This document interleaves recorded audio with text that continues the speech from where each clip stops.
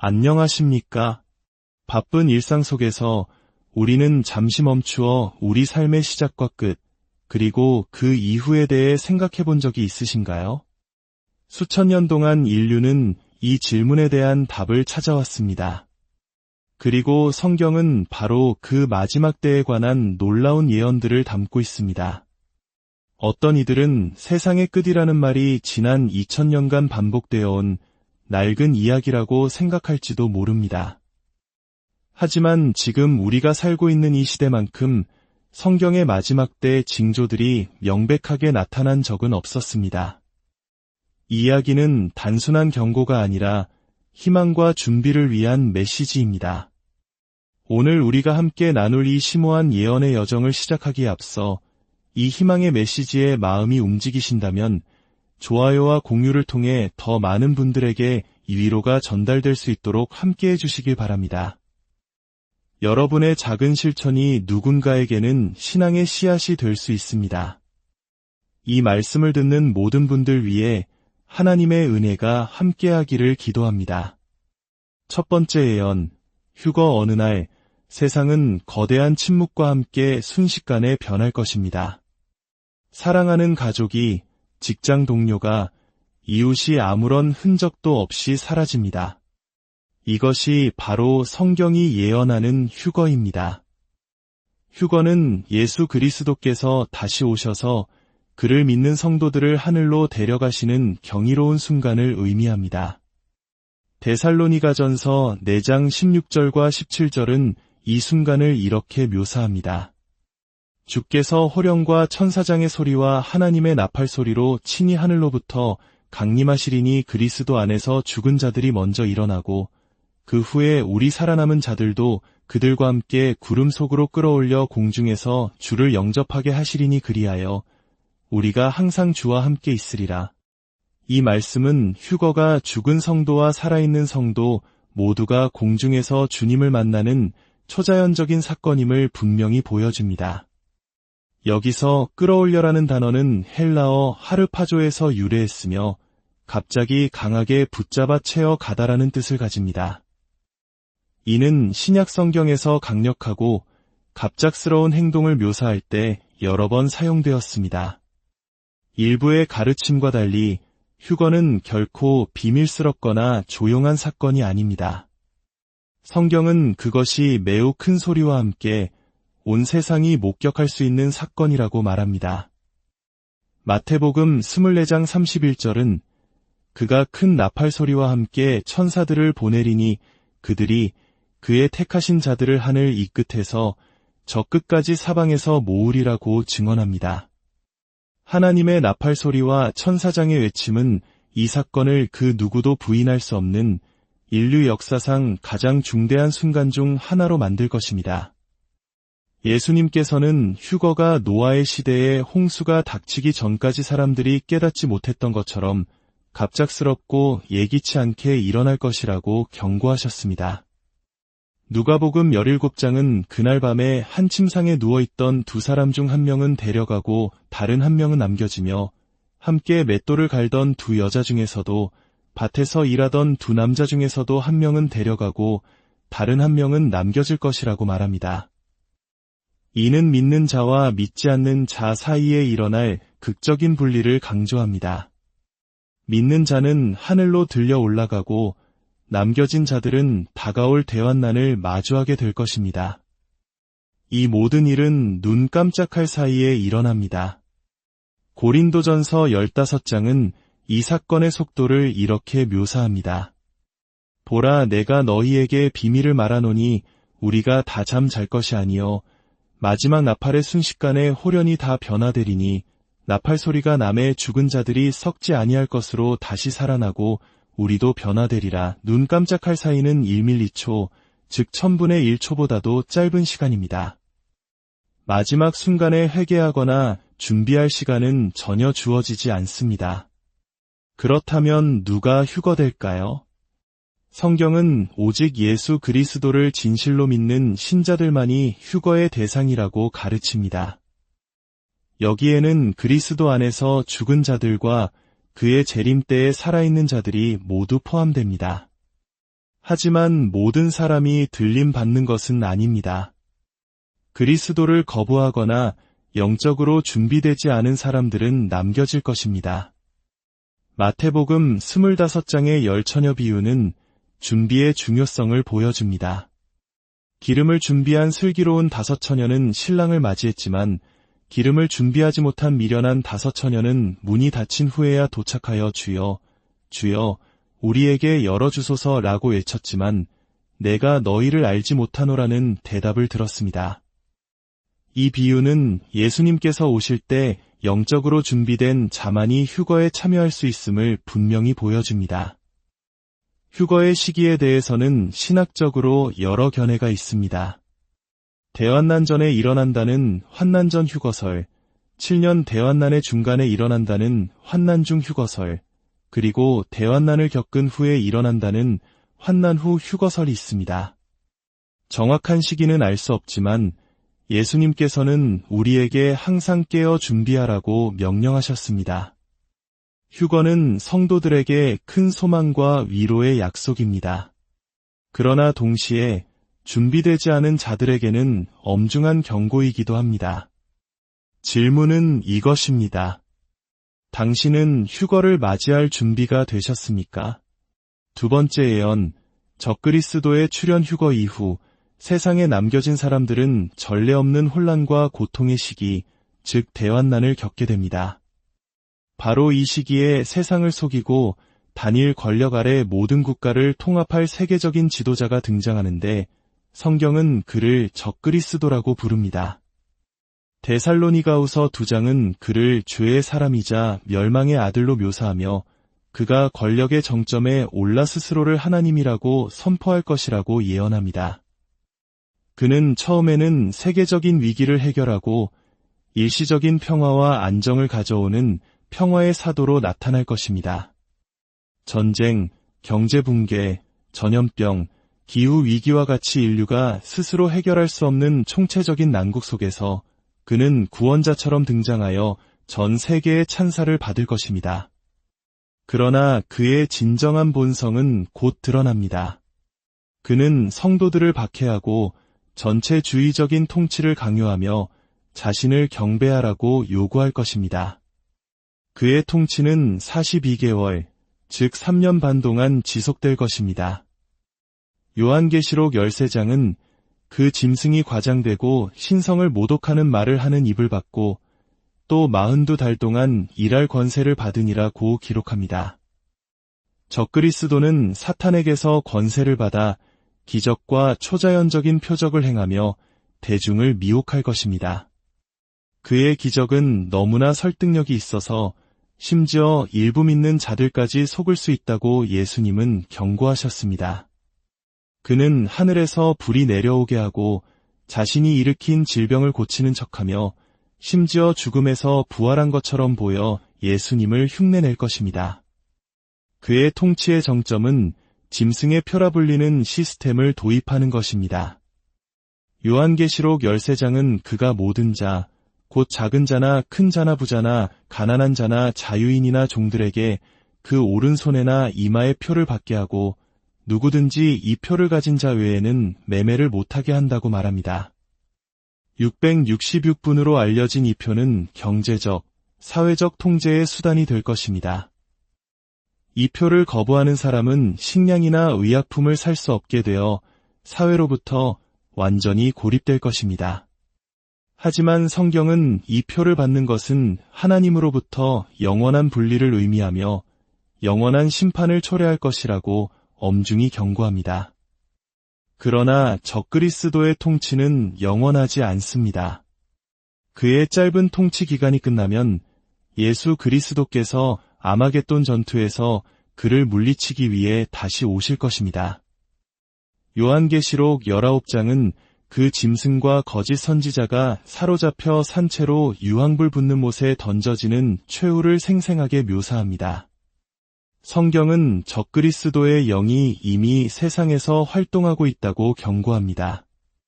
마지막 때의 적그리스도는 아직 드러나지 않았지만 그의 출현을 예고하는 징조들은 점점 더 많아지고 있습니다. 예수님은 그러므로 깨어있으라. 어느 날에 너희 주가 임할는지 너희가 알지 못함이니라고 말씀하셨습니다. 적그리스도의 속임수는 강력하겠지만 그리스도를 믿고 성경 말씀을 아는 자들은 미혹되지 않을 것입니다. 세 번째 예언, 아마겟돈 전쟁은 인류 역사상 가장 마지막이자 가장 파괴적인 전쟁이 될 것입니다. 이 전쟁은 적그리스도가 주도하여 하나님께 대항하는 인류 반역의 절정이 될 것이며 궁극적으로는 그의 패배와 예수님의 천년왕국 수립으로 이어질 것입니다. 이 전쟁은 전 세계의 군대가 이스라엘을 대적하기 위해 집결하는 세계적인 군사작전이 될 것입니다. 다니엘서는 마지막 때의 지정학적 갈등이 어떻게 이 최후의 전쟁으로 이어지는지를 묘사합니다.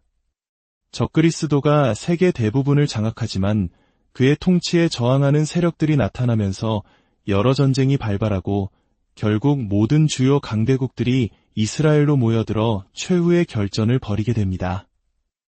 아마겟돈 전쟁을 알리는 가장 놀라운 예언적 징조 중 하나는 유프라테스 강에 물이 마르는 사건입니다. 요한계시록 16장은 여섯째 천사가 그 대접을 큰 강 유브라데에 쏟음에 강물이 말라서 동방에서 오는 왕들의 길이 예비되었다고 기록합니다. 역사적으로 유프라테스 강은 중동과 동방의 강대국들을 가르는 자연적인 장벽이었습니다. 이 강이 마르면 동방의 거대한 군대들이 이스라엘을 향해 진격하는 것을 막을 것이 아무것도 없게 됩니다. 이 전쟁은 단순한 정치적, 군사적 충돌이 아닙니다. 요한계시록은 사탄과 그의 악한 영들이 세상의 지도자들을 속여 하나님을 대적하는 전쟁에 참여하도록 부추길 것이라고 밝힙니다. 그들은 자신들이 하나님을 이길 수 있다고 믿도록 기만당하지만 실상은 스스로 파멸의 길로 걸어 들어가는 것입니다. 바로 그때 세상의 모든 군대가 전쟁을 준비할 때 역사상 가장 위대한 사건, 예수 그리스도의 재림이 일어날 것입니다. 요한계시록 19장은 하늘이 열리고 백마를 탄 분이 나타나는 영광스러운 장면을 묘사합니다. 그의 이름은 충신과 진실이며 그의 눈은 불꽃 같고 그의 머리에는 많은 관이 있습니다. 피 뿌린 옷을 입었고 그 이름은 하나님의 말씀이라 칭합니다. 하늘의 군대들이 희고 깨끗한 세마포 옷을 입고 그를 따릅니다. 그의 입에서는 날카로운 검이 나와 만국을 치고 그의 옷과 다리에는 만왕의 왕이여 만주의 주라는 이름이 기록되어 있습니다. 고난받는 종의 모습으로 처음 오셨던 것과는 달리 이제 그는 원수들을 멸하고 그의 왕국을 세우기 위해 승리하는 왕으로 오실 것입니다. 예수님께서 재림하실 때 적그리스도와 그의 군대는 그를 대적하려 하지만 그들의 노력은 헛될 것입니다. 데살로니가후서는 주 예수께서 그의 입의 기운으로 그 불법한 자를 죽이시고 강림하여 나타나심으로 패하실 것이라고 말합니다. 그리스도의 말씀 한마디의 능력만으로도 그의 모든 원수는 완전히 소멸될 것입니다. 네 번째 예언, 하나님의 인과 짐승의 표 대환난 동안 세상은 두 그룹으로 나뉠 것입니다. 하나님의 인을 받은 자들과 짐승의 표를 받은 자들입니다. 이 선택은 누가 하나님께 속하고 누가 적그리스도를 따르는지를 결정하는 영원한 결과를 가져올 것입니다. 요한계시록 7장은 하나님의 인에 대해 언급합니다. 한 천사가 살아계신 하나님의 인을 가지고 해돋는 대로부터 올라와서 땅과 바다를 해롭게 할 권세를 받은 네 천사를 향하여 큰 소리로 외쳐 이르되 우리가 우리 하나님의 종들의 이마에 인치기까지 땅이나 바다나 나무들을 해하지 말라고 말합니다. 이 인은 대환난 동안 그의 백성을 보호하시는 하나님의 소유권과 보호를 상징합니다. 하나님의 인을 받은 자들은 다가오는 심판에서 구원받고 핍박에도 불구하고 그에게 충성을 다할 것입니다. 성경은 특히 이스라엘의 12지파에서 각각 12,000명씩 총 14만 4,000명의 유대인 신자들이 이 인을 받을 것이라고 언급합니다. 이들은 이 기간 동안 복음을 전파하며 많은 사람들을 구원으로 인도하는 증인의 역할을 할 것입니다. 반면에 우리가 앞에서 언급했듯이 짐승의 표는 적그리스도에 대한 충성의 상징이 될 것입니다. 그것은 경제적 특권을 부여하지만 영원한 파멸로 이끕니다. 이 표를 받는 것은 단순히 경제적인 문제가 아니라 하나님을 거부하고 적그리스도를 경배하는 영적인 결정입니다.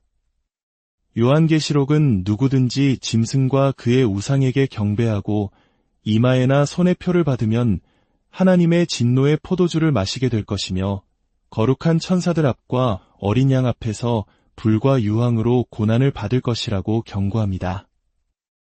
이 예언은 하나님의 백성과 그를 거부하는 자들 사이의 최종적인 분리를 나타냅니다. 결정은 재정적이거나 정치적인 것이 아니라 누가 진정으로 그리스도께 속해 있는지를 드러내는 영적인 것이 될 것입니다.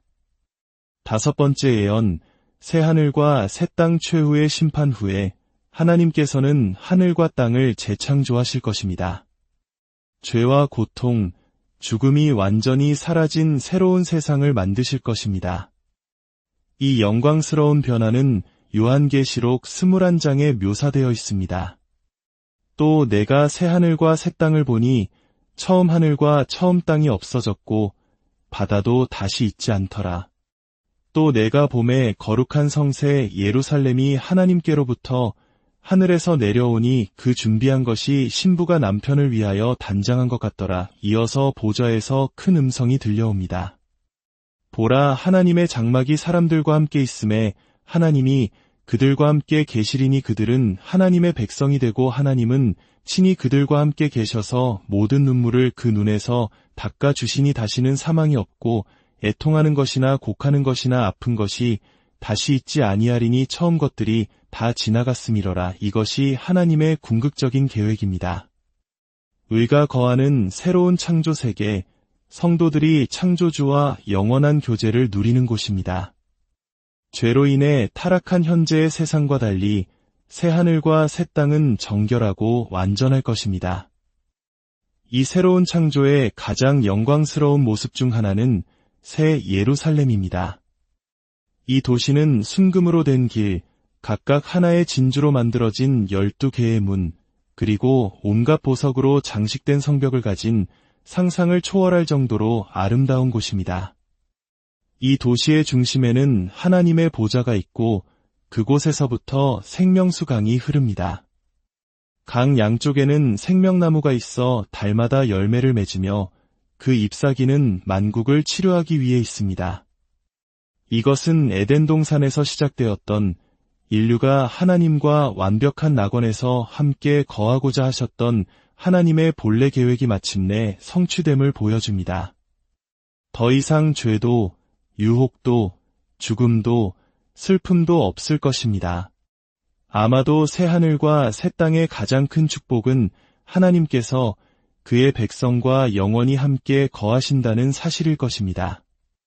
인간의 타락 이후 처음으로 하나님과 인류는 완전히 재결합할 것입니다.